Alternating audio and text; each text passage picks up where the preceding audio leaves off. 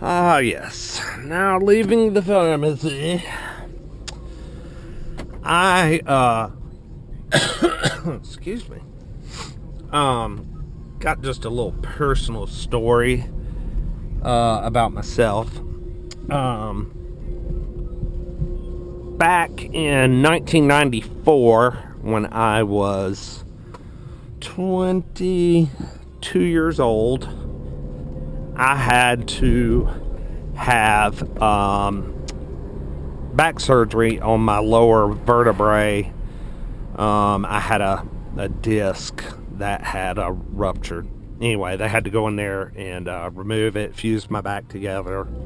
I used to be 6'4" with the afro. Now I'm about 6'3" with the afro. So I'm a little shorter now. But anyway, that's when my life with painkillers, hydrocodone, oxy, all those good things. That's when my my love affair for painkillers began. And I was on them for several years, and sometime in the late 90s, before the internet was readily available, where I live, and before, I don't think I got my first home computer until about 1999, but it was just kind of before all that, before the internet boom and all that broke loose. My doctor got me off of them, and I just vaguely remember not feeling well and not, I guess, sick, and not knowing what was going on with me. I went through withdrawals and suffered through it. I don't remember it very well, but I do remember it was a dark and kind of bad time. So anyway, I was good to go. I was cool. Everything was fine. And let's fast forward to 2009. I had a reoccurring issue with my back again. So here comes the painkillers back in my life again after being absent for probably right about 10 years. And this time it really spiraled out of control.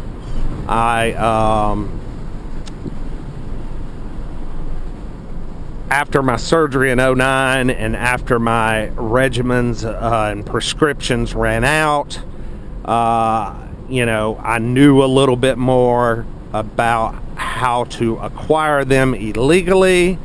I also was working in the construction industry.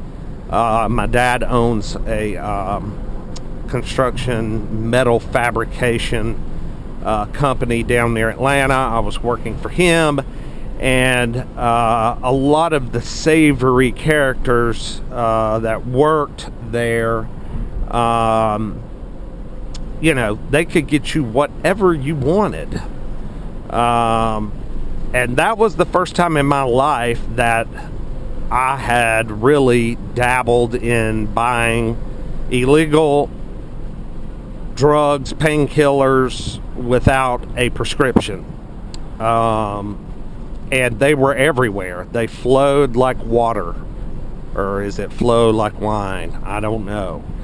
So anyway, I was, buying $200 to $300 worth, $400 worth a week.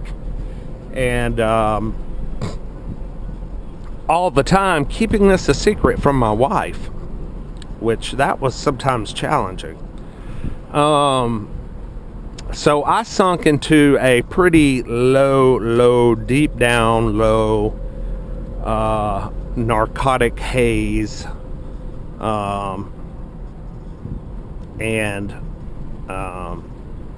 One day I had just finally had enough.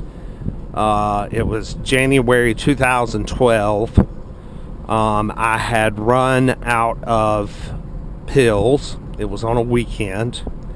and I just said to myself, I remember where I was. I was pulling out of the Academy Sports on this road that I'm traveling on right here. We passed it way back there. No, we didn't go quite far enough, so we didn't pass it. I remember pulling out at the red light and saying in my head, I'm calling Dr. So-and-so, who happens to be a family friend of mine. His parents are good friends with my in-laws. His sister is my wife's best friend. And he is about 2 or 3 years older than me. And he had a secret addiction with alcohol early on in his practice, and actually had to shut down his office, go to rehab. His dad is a federal judge. His dad did not cut him any breaks. He had the law thrown at him at the fullest extent because he had a family and he was a physician and he had a good office and business going. And I guess he was trying to prove a point that you're about to throw your life away. Well, my doctor, he bounced back pretty quick, got his firm open, and went back and got some secondary, or probably more like fourth. I mean, a doctor, go to school the fourth time, maybe, I guess you could say, and got another. Instead of just family practice, he got another certification to help with addiction issues. So I called him up, and he saw me that very next Monday in January of 2012. It was Martin Luther King weekend, and so he got me in, and said he could help me. I was thrilled. I was in withdrawal, definitely desperate, and he introduced me to a medication called suboxone. Now, a lot of people that don't have insurance or a lower income, or I'm just assuming here, so people with a lot of money may go to methadone clinics, but I knew I didn't want that option because of all the bad things I had heard about a methadone clinic. The long lines, and people are usually just still using, and there's rumors. I don't know what's true because I've never been to one. But I do know a few friends that have used them, gone to them, still go to them. Not many friends. Most of those people have been eliminated out of my life. And actually, the ones that I bought and did pills with at work, they're actually all dead now since I started the Suboxone program. They were unable to get help.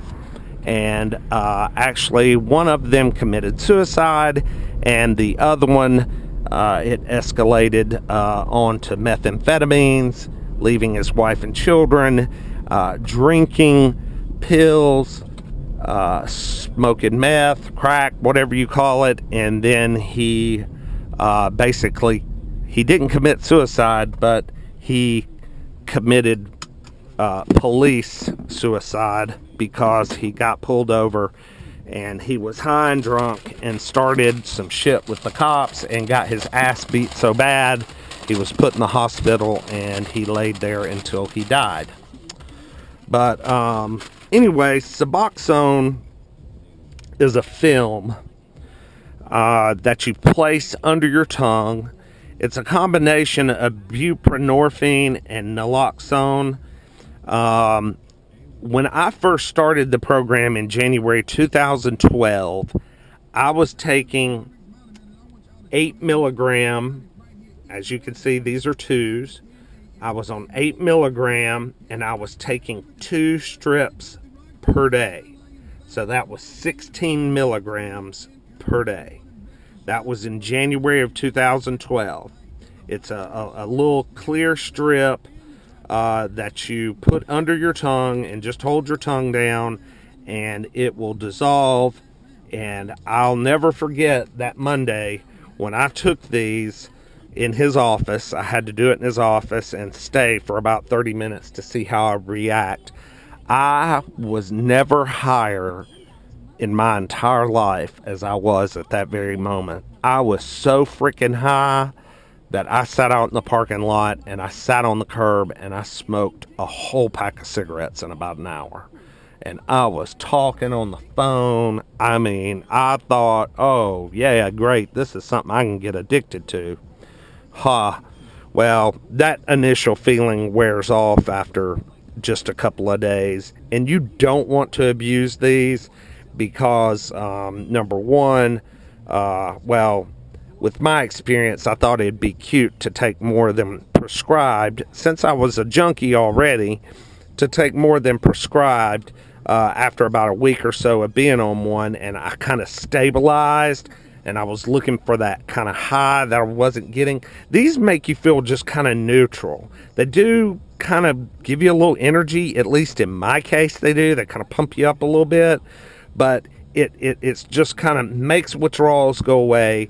And if you follow the program and do not stray, you will get back to a normal life and get off freaking painkillers, man, or heroin. Heroin addicts use this. But yeah, I thought it'd be real cute after a week or two of being on those. Oh, I can take just a little bit more. Well, you wake up feeling like someone beat your head with a ball bat in the morning. It's worse than any hangover you've ever had. I just wanted to stop here in a parking lot and just show you that. But these, I know people are selling them on the street. Those strips have, I think, a value of around $20 a strip. I guess it depends on the milligrams. But I am down.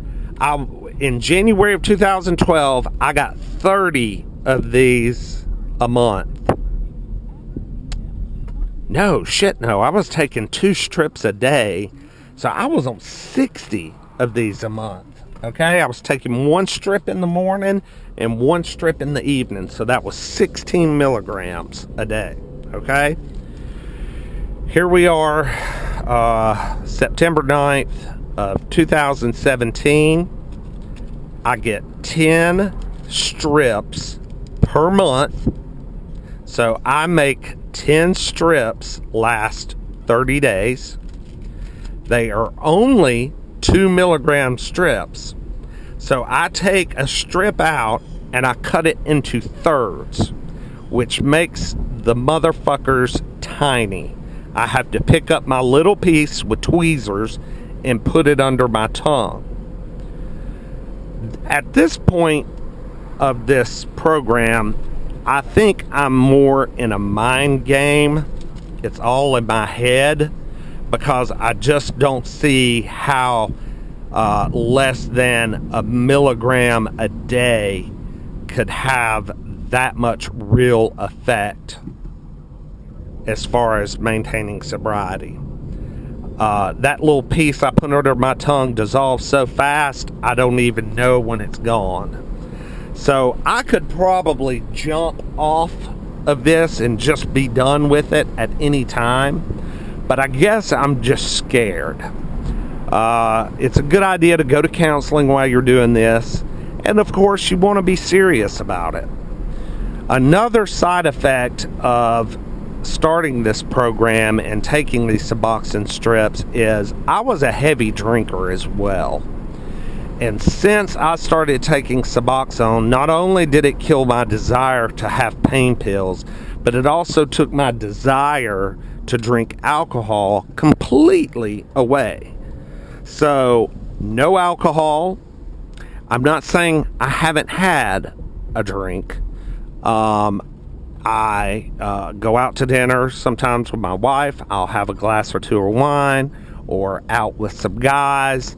I'll have 1 or 2 beers, but it's not the 12-pack a night or the 5th of vodka every day kind of drunk. It's just, a casual drink here and there, and it's not weekly, it's not even monthly. I'm talking, just very occasionally. I would say probably 5 or 6 times a year. So it has changed my life completely for the better. Now, I do take some other medications because since getting off of the painkillers and getting off of alcohol, it uncovered another little issue I have with myself that I'm trying to deal with, and that is anxiety. I just, I have panic attacks. Like, they're not that bad anymore because I'm taking another non-addictive medication to control panic attacks. It doesn't make you high. It's Paxil, if you've ever heard of Paxil. I think it's an antidepressant too. And I take something called Buspar. And they keep my anxiety pretty much in check. But anyway, here, I'm going to set my camera down and I'll open this up. And anybody... I still haven't mastered how to tear these open.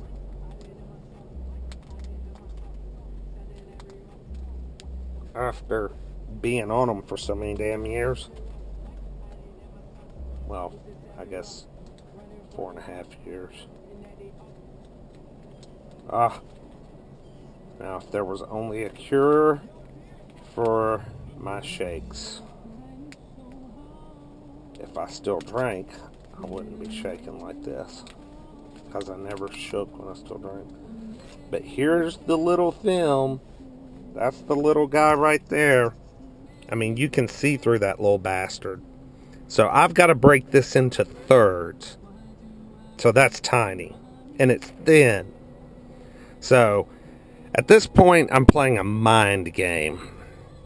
I've got to just get with my counselor, take the big leap, because I don't think I can cut the motherfuckers any smaller. But anyway, just wanted to do a little short video and story time on me and my suboxone treatment and getting off of painkillers, narcotics. Anybody that's struggling, man, it's worth a shot.